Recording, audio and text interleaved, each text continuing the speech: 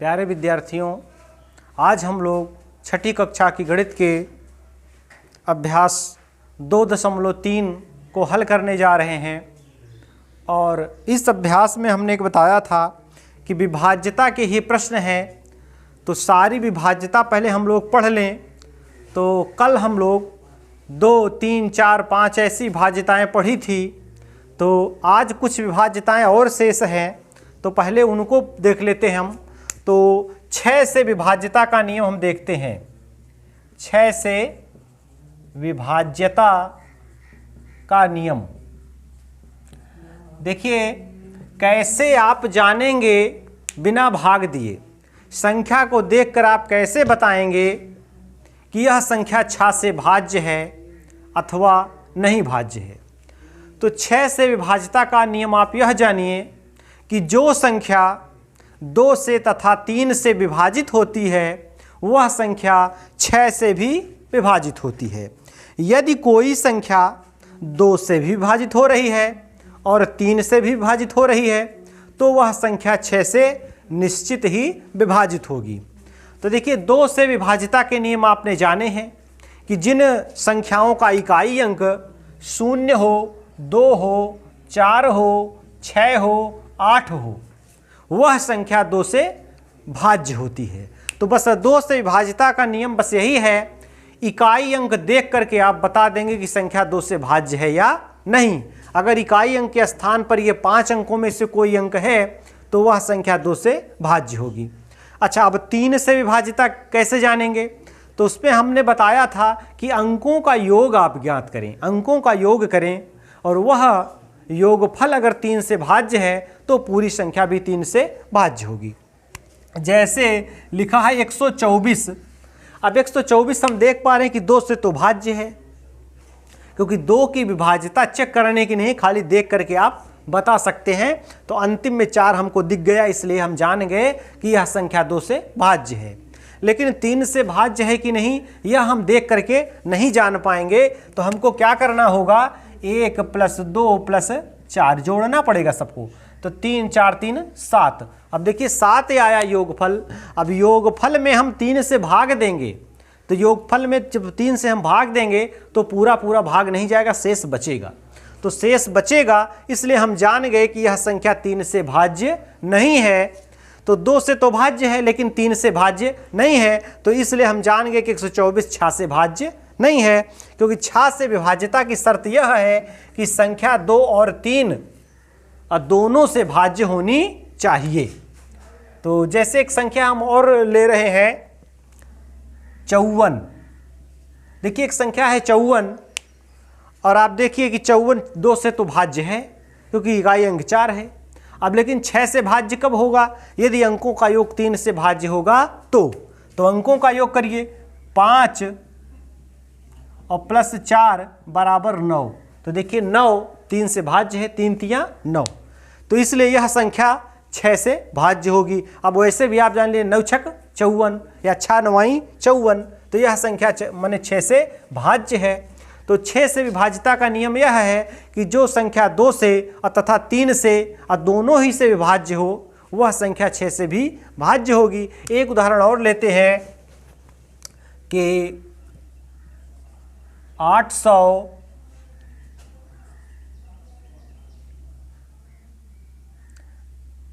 तो यहाँ हम संख्या लेते हैं 456। 456 एक संख्या हमने ले ली।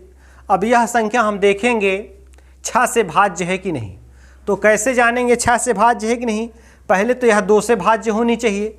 तो 2 से भाज्य है कि नहीं? 2 से भाज्य है, क्योंकि इकाई अंक 6 है। हमने बताया कि जिस संख्या का इकाई अंक 0 हो, 2 हो, 4 हो, 6 हो, 8 हो, वह संख्या 2 से भाज्य होती है। तो इसका इकाई अंक 6 है, तो यह 2 से भाज्य है। तो अब लेकिन 2 से तो भाज्य है, 3 से भी भाज्य होनी चाहिए।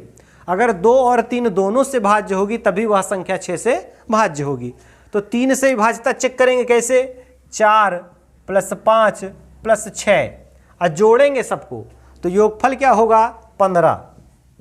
सबको जोड़ा तो 15। अब 15 देखेंगे 3 से भाज्य है, हाँ, तो 3 × 5 = 15। तो 15 3 से भाज्य है, तो माने यह संख्या 2 से और 3 से दोनों है से भाज्य है, इसलिए यह संख्या 6 से भी भाज्य होगी। तो 6 से आप भाग देकर देख लीजिए, शेष कुछ भी नहीं बचेगा। तो देखिए 6 से हम भाग देते हैं तो 6 सते 42, तो आप घटा लीजिए तो 5 में से 2 गए 3 और ये 6 और 6 6 36, तो देखिए यहाँ शेष कुछ भी नहीं बचा। तो 6 से विभाज्यता का नियम आप समझ गए कि जो संख्या 2 से और 3 से भाज्य होगी वह 6 से भी भाज्य होगी। तो चलिए अब देख लेते हैं हम 8 से विभाज्यता का नियम। 8 से विभाज्यता का नियम। अच्छा, अब आप सोच रहे हो कि 7 से विभाज्यता नहीं बताई गई, 8 से बताई जा रही है, 7 कहाँ गया बीच में? तो 7 की विभाज्यता थोड़ी सी अलग है, माने हटकर है, सरल नहीं है, इसलिए 7 को छोड़ दिया गया। और 8 की विभाज्यता आप जानिए, और यही आपकी पुस्तक में भी है, 7 की विभाज्यता नहीं है। यदि आप जानना चाहेंगे तो इस अभ्यास को ख़त्म करके उसे भी बता दिया जाएगा। और लेकिन 7 की विभाज्यता बहुत आपको जानने की आवश्यकता नहीं है।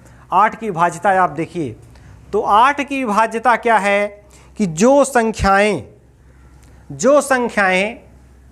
या जिन संख्याओं का आखिरी 3 डिजिट, माने इकाई दहाई सैकड़ा, 8 से विभाज्यता चेक करनी है आपको। तो किसी भी संख्या का अंतिम 3 अंक देखिए, इकाई दहाई सैकड़ा, इन 3 अंकों से बनी संख्या 8 से भाज्य होनी चाहिए। अगर वह संख्या 8 से भाज्य होगी, माने अंतिम 3 अंक, संख्या कितनी बड़ी हो, आप आखिरी 3 अंक को देखिए, वह अगर 8 से भाज्य हैं तो पूरी संख्या 8 से भाज्य होगी। अच्छा, एक चीज़ और जान लीजिए, जो संख्या 8 से भाज्य है वह 2 से भी भाज्य होगी और 4 से भी भाज्य होगी, 2 से भी भाज्य होगी और 4 से भी भाज्य होगी। तो 8 की भाज्यता चेक करने का मतलब यही है कि अंतिम 3 अंक आप देखिए वो 8 से भाज्य हैं या नहीं। अगर अंतिम 3 अंक 8 से भाज्य होंगे और तभी वह संख्या पूरी 8 से भाज्य होगी। जैसे आप देखिए, और 21,316 हमने लिख दिया। अब यह संख्या 8 से भाज्य है कि नहीं, इसको जानने के लिए आप 316 में 8 से भाग दीजिए। अगर भाग पूरा पूरा जा रहा है तो यह पूरी संख्या 8 से भाज्य होगी, अन्यथा नहीं। तो देख लेते हैं, 8 से 316 में भाग दिया तो 8 तियाँ 24 और 7 बचा घटाने पर 76, तो 8 9 72, देखिए 4 शेष बच गया। तो आप जानिए कि 21,316 8 से भाज्य नहीं है।